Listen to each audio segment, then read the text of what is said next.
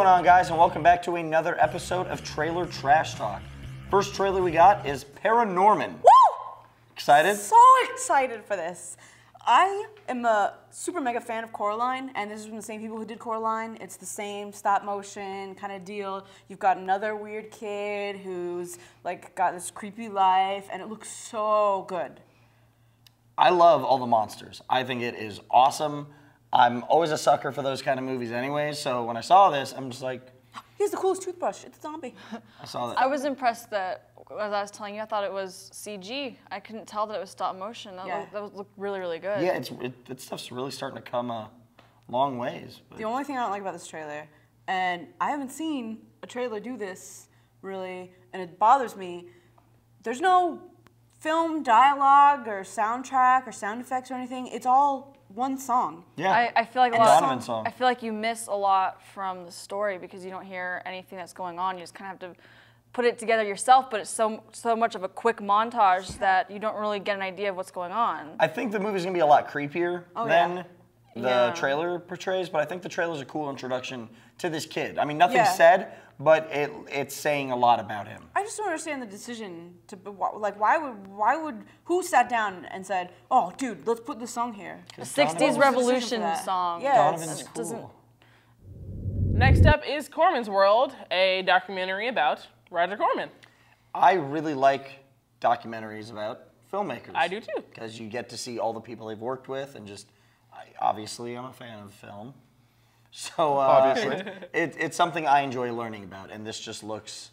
I mean, Roger Corman's one of those people that most of the time he's the butt of a joke, and it's like, oh man, that movie was really cheesy, but like, he's made such an impact on film in general that even though most of his movies are crap, I mean, the unreleased Fantastic Four is probably one of the biggest pieces of crap I've ever seen. Besides the costumes and the funny hand gestures, spot on. It was spot on, but.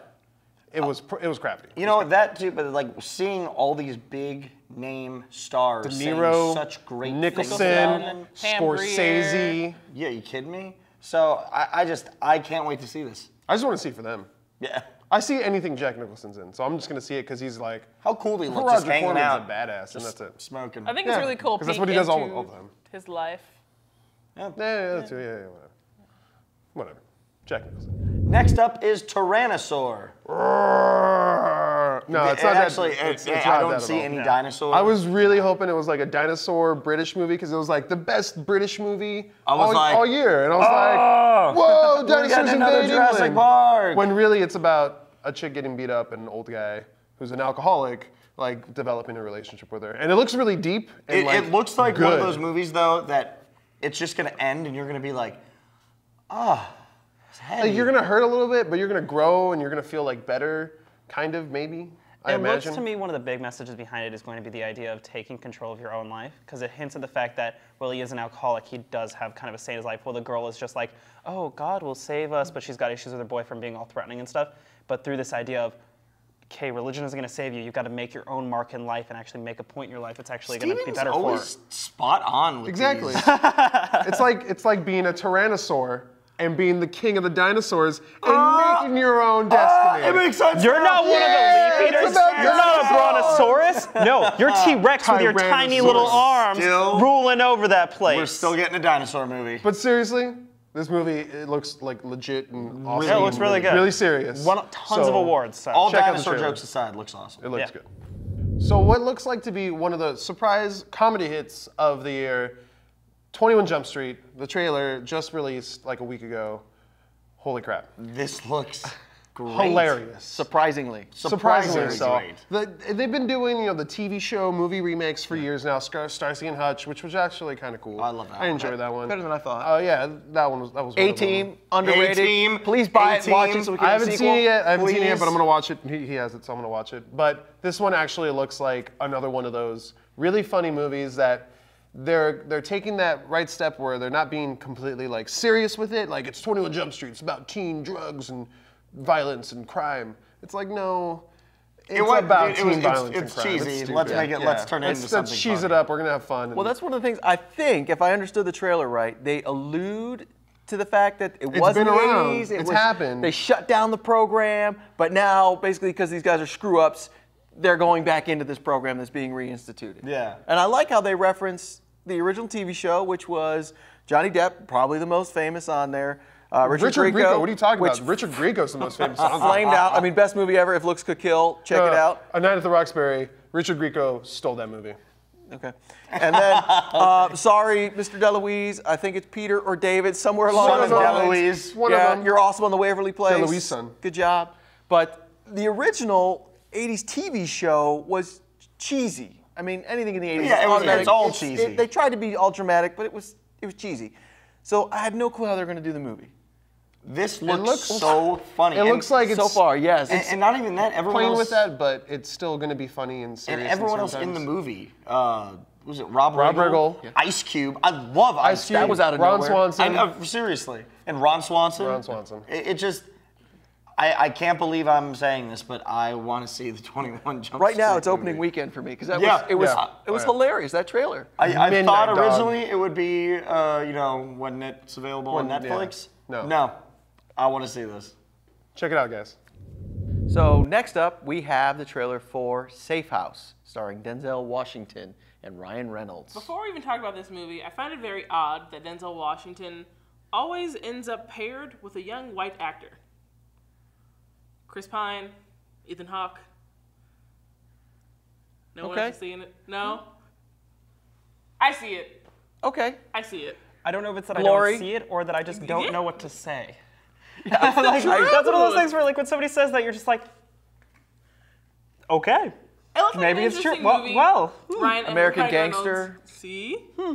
Yeah, we could go on. Yeah, we can keep going. Anywho, but this movie, I hadn't really heard much about it, so I didn't know what to expect going in. Lately, Ryan Reynolds is doing Ryan Reynolds stuff, so that's all I kind of came away with, like, oh, we'll see. yeah. I was like, at least there'll be abs in this movie. But it's actually pretty interesting. They are both CIA agents. Denzel Washington has gone rogue, and Ryan Reynolds is sort of a rookie, and he still works in a safe house, and he wants to sort of get out there and get some action. And then they, late night, like last minute, bring Denzel Washington in, I think for like waterboarding or something, because you see them with like jugs of water and stuff. Turn the cameras off. Real scary. And then all bejesus breaks loose, and like a tactical team comes in and attacks, and they have to get him out, and people blow up and die, and there are car chases, and looks like an action movie. I'm excited to see it. It looks Yeah, good. I like the concept because it also then looks like, noob Ryan Reynolds has to utilize the information that Denzel Washington has over his illustrious career. And it's not necessarily the greatest advice because he actually got in trouble for whatever he was doing. Yeah. But he has to use it because he's going to save his life. I mean, one of the great lines was, whoever broke in here wants me alive. They don't care about you. You could probably be killed. Clock's ticking. Yeah, you got to do what you got to do. And one of the cool things is, like, so Ryan Reynolds is obviously, like, hesitant because he's like, oh, no, I don't want to screw up my career or whatever, And then he's like, so I'm not going to let you get in my head. And then Denzel Washington's just like, I'm already in your head. And you're just like, oh, snap. I think by the end of the movie, he'll sort of become like his mentor in a way. Yeah, And then you'll definitely. see him sort of either like peace out on the organization or like stay in but be like always knowing that they're going to double cross you or something like that. And it looks like Ryan Reynolds' handlers, Brendan Gleeson, who I absolutely love, Me too. are dirty. Because it looks like one of the things he poses was, this is a safe house. Only a few people know about this. So they must have given some information away to break in here. Yeah. Yeah, it's not like it's that easy a place to spy on. Yeah, so it could be one of those things where, take down the organization. Yeah, it seems like a very interesting plot. Like, it's got a good story development where it starts out thinking one thing and then completely turns you on your head during it, while having crazy action chasings, everything like that. I think it's going to be good. Me too. I also think that both of these actors are capable of giving really good comic relief at the right time. They do seem like they complement each other very well. So I'm excited to see what happens. So, yeah, tell us what you think. Comments below, right here, underneath. All right, that's going to do it for Trailer Trash Talk this week. But until next week, be sure to check us out on Twitter, Facebook, and YouTube, as well as nerdlocker.com for all your nerdy news. We will see you next week.